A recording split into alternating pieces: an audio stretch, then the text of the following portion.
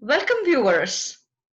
Today, I have a very good friend of mine, Mrs. Pranjali Modak, who is going to help us understand the significance of fitness through yoga.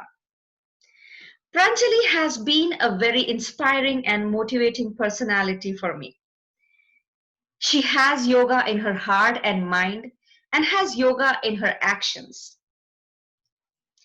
She believes in controlling her mental and physical fitness and believes in leading a disciplined routine. She has made yoga the way of her life. Although she is not a certified yogi, that hasn't stopped her from choosing this form of passion. So let's welcome Mrs. Pranjali Modak. And Pranjali, thank you very much for taking time and doing this with me. And with that, I would like to request you to go ahead and tell us about yourself. Thank you, Trupti. Thank you for this wonderful introduction, and hello to all the viewers. And the introduction was very good. So, like you mentioned, I am a yogi by passion. Okay. So, just to give a brief about myself, by profession, I am an engineer and an MBA and a patent agent and a patent expert. So, I've been working for past 15 years in the corporate world. And like I mentioned, well, by passion, I am definitely a yogi. I am a certified power yoga instructor from one of the reputed institutes in here around, and which is affiliated with the Ayush Ministry of India. And most of, other than that, most of my yoga has been through my self-help and learning from gurus and instructors online, and a lot of my research. So yes, yoga is definitely a passion for me, and I've been doing it for like many years now. That's an excellent and very impressive background. Thank you very much for that. Let's be real. We all know that we haven't been so aware of physical and mental health since our childhood. So you might have realized the importance of this at some stage of life. So, what was that stage of life when you realized that you needed yoga, and how did you pursue to make it the way of your life? Yeah, well, right. See, actually, what happened was I joined a job after my academics, like everybody does, and then you get into the typical corporate culture where you have this lifestyle, junk food, late night stress. At the same time, you have the independence, you have the financial independence, and you get into that typical lifestyle, and Right. that's exactly what happened with me. And I had this health issues, and I put on weight and all the stress and anxiety, everything. And then at just one point in time, I suddenly realized, no, this is not done, this is not correct, I'm abusing my body and my health is going down, and it's time to wake up. And I had that wake up call where I realized that health is of the utmost importance. So that's the time when I actually joined a gym. To begin with, I started with aerobics and strength training and core training and all the typical things that people do normally in terms of exercise and workout. So my fitness journey actually started with the gym and aerobics. So that I was doing regularly for a few years. And while doing that, what happened was, when I came back from office, the entire day was spent in deliveries and work pressures and the traffic and the driving and the commute from and to office. So I used to get exhausted and tired and stressed out at the end of the day. So what I started doing was, I used to spend about 15-20 minutes doing yoga after office hours when I came back home, because just some kind of light stretches, some kind of breathing, and that really made me feel so fresh and so energetic. And that's what actually drew me towards yoga. So I realized that if I'm doing this just for 15-20 minutes and it is giving me so much benefits, it intrigued me, and I wanted to go more deeper and deeper into that.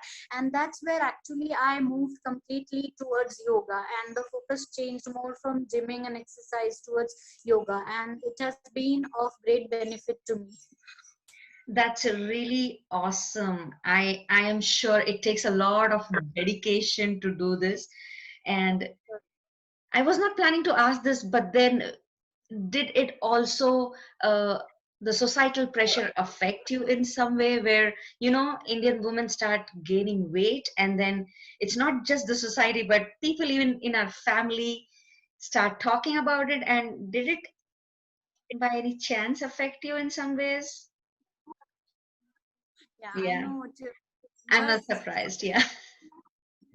but to be frank, I mean, for me at least personally, I'm not the kind of the person who will be affected by what others are seeing. That really doesn't never has never bothered me, not just about weight or health, but I would say about anything.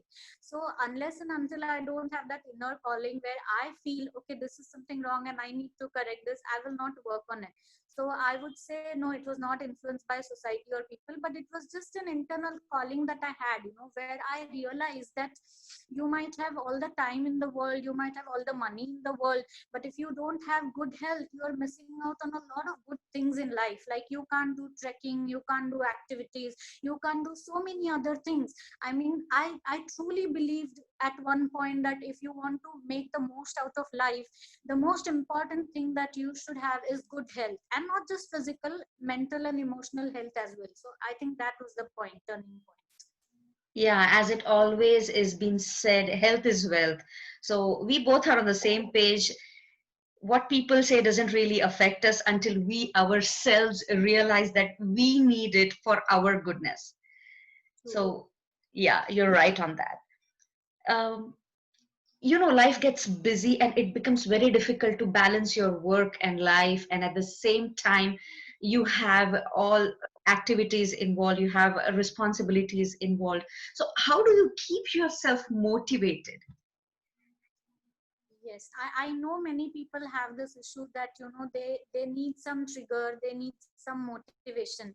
But what I would really like to tell the viewers here is, maybe initially you might need that motivation, but if you really do it dedicatedly, consistently for a period of time where you actually see the results, where you actually experience the benefits, and you actually see your life getting transformed because of that, you experience that magic once, then it becomes an addiction. Then I don't think you need anyone to push you or to motivate you. It just comes internally and naturally. That's what I would say. And these are a few phases until you really get on that track.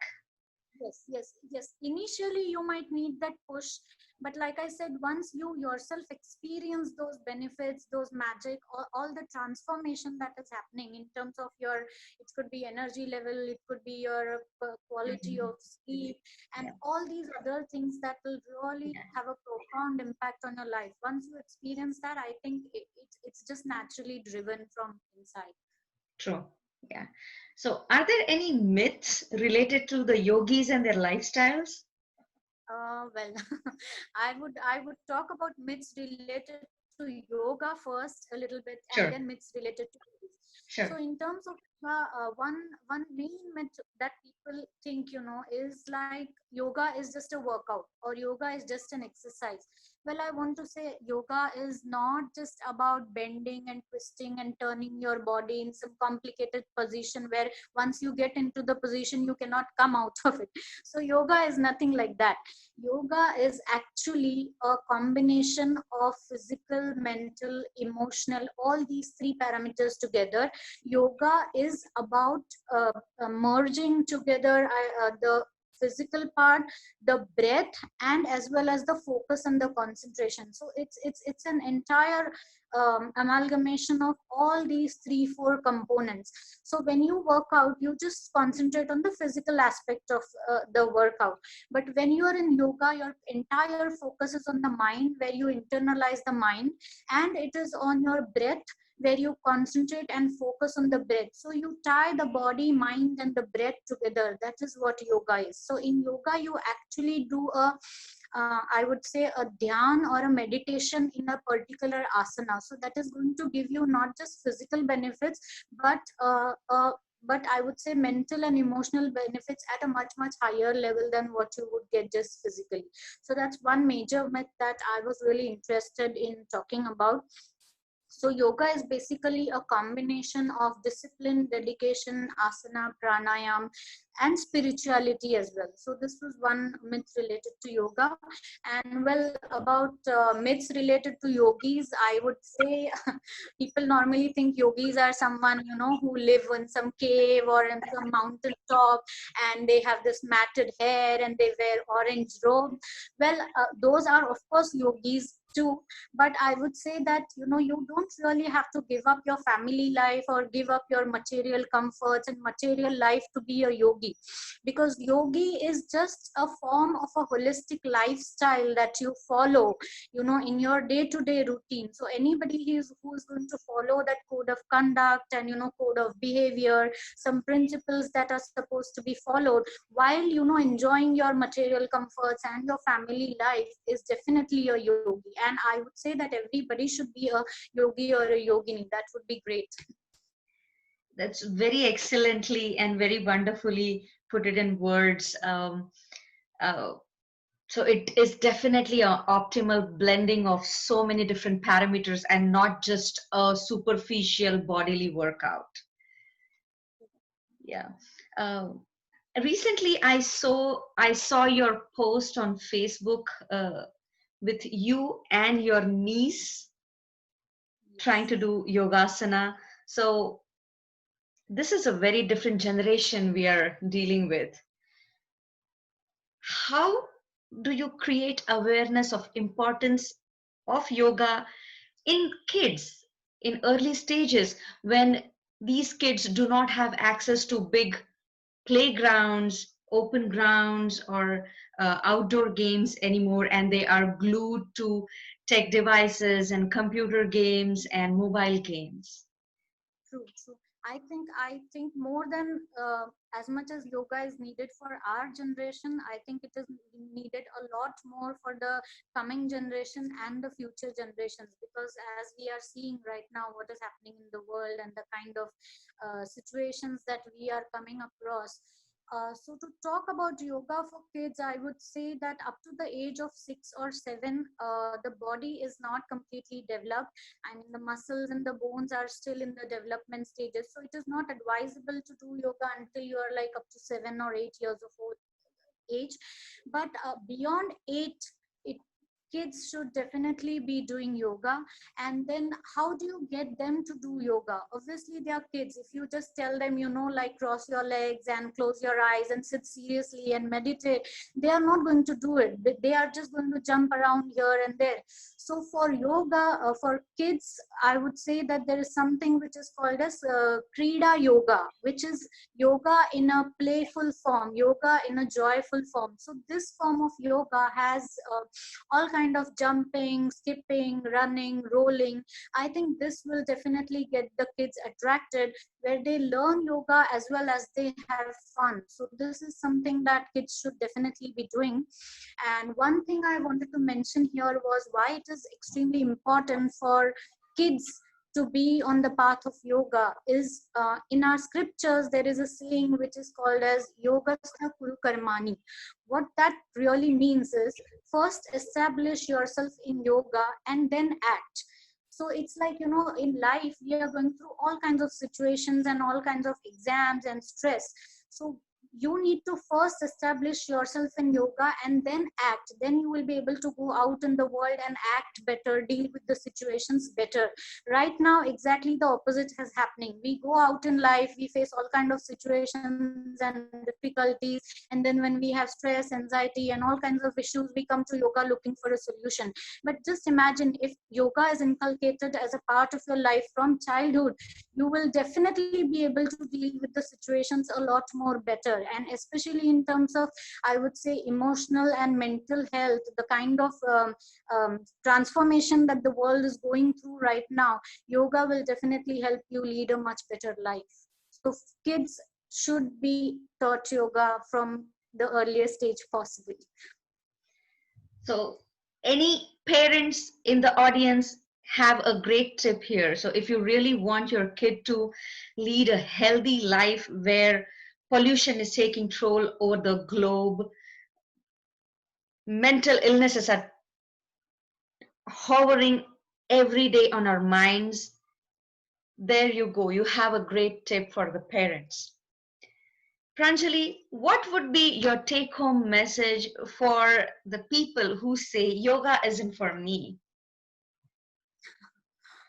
Yeah, well, I would go to the extent of literally saying, like, when someone says yoga is not for me, it's like almost like saying breath is not for me, because yoga is equivalent to breath. Because yoga, the basic foundation of yoga is the science of breath. Okay, how you breathe actually impacts your life and your health at a phenomenal level. I mean, if when I started reading about all these things and the science of the human body, the complexity of the human body, and how breath is important and how it affects the human body at a very, very intricate level, I mean, I will really tell you, it fascinated me a lot more than the science of the entire galaxy would fascinate me. So I would really say yoga is not for me is literally like saying, breath is not for me, or something on those lines. Yoga is a holistic approach to life. So anybody who wants to live a well balanced life physically, mentally, and emotionally has to be on the path of yoga, because that is one scientific tool, which will give you access to all these three dimensions.